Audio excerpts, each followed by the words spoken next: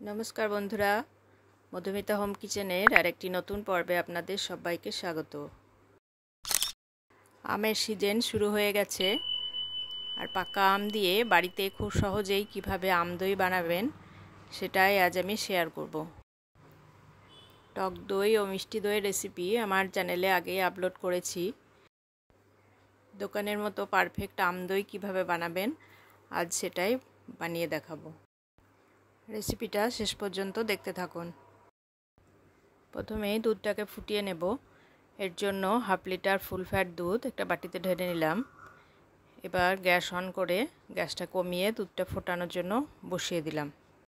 Stainless स्टिलेर पात्रे दूध बसाले सब समय ग्यासेर फ्लेम लोते राखबेन। एक बड़ साइजेर पाका आम खोसा छाड़िए छोटो टुकरो करे केटे निয়েছি। एबार मिक्सिते दिए आमटाके मोलायम करे पेस्ट करे निलाम। एबार एक चालनीते ढेले आमटाके छेके नेब।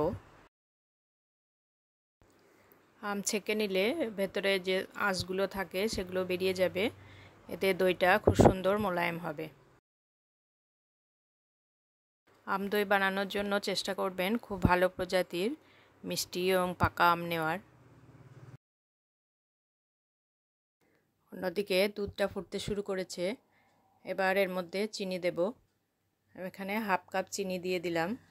मिष्टिटा निजेदेर स्वाद अनुयायी कम बेशी करे निते पारेन।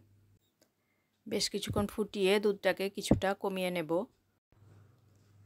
500 ml दूध फुटिए एखाने आमी 400 ml करे निয়েছি। एबार ठंडा करार जोन्नो रेखे देब। दूध पुरोपुरि ठंडा करा जाबे ना, आबार जेन बेशी गरमও ना थाके। एक आंगुल डुबिए रखा जाबे सेई रकम गरम राखते हबे।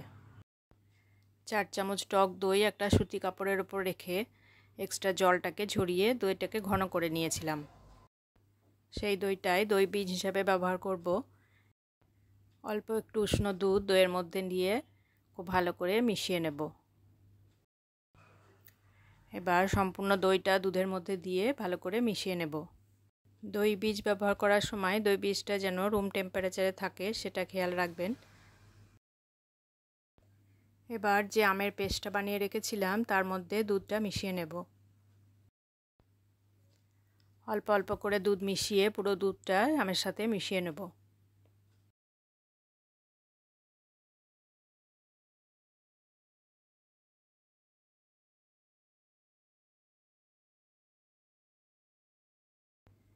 সম্পূর্ণ দুধটা ভালোভাবে মিশিয়ে নিয়েছি।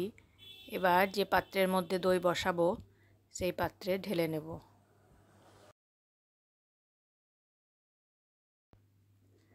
আমি এখানে ছোট ছোট চীনামাটির পাত্র নিয়েছি।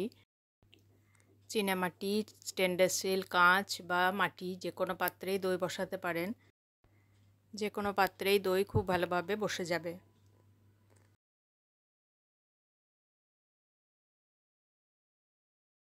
ছোট বড় মিলিয়ে 4টি পাত্রে সম্পূর্ণ মিশ্রণটা ঢেলে নিয়েছি। এবার ঢাকা দিয়ে সারা রাত রেখে দেব কোনো গরম জায়গাতে। এই অবস্থায় একেবারেই নাড়াচাড়া করা যাবে না, তাহলে দই জমবে না।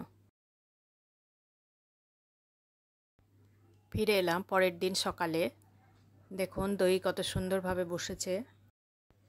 দই বসানোর সমস্ত টিপস ঠিকভাবে মেনে চললে প্রত্যেকবার পারফেক্ট দই বসাতে পারবেন।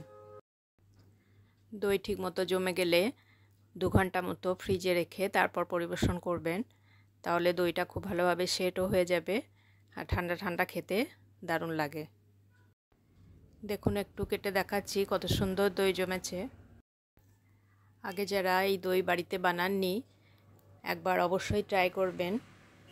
গ্যারান্টি দিচ্ছি একবার বানালে বারবার বানাতে ইচ্ছা করবে। কমেন্ট বক্সে লিখে জানাবেন কেমন লাগলো। নতুন আর একটা রেসিপি নিয়ে ফিরে আসবো পরের ভিডিওতে।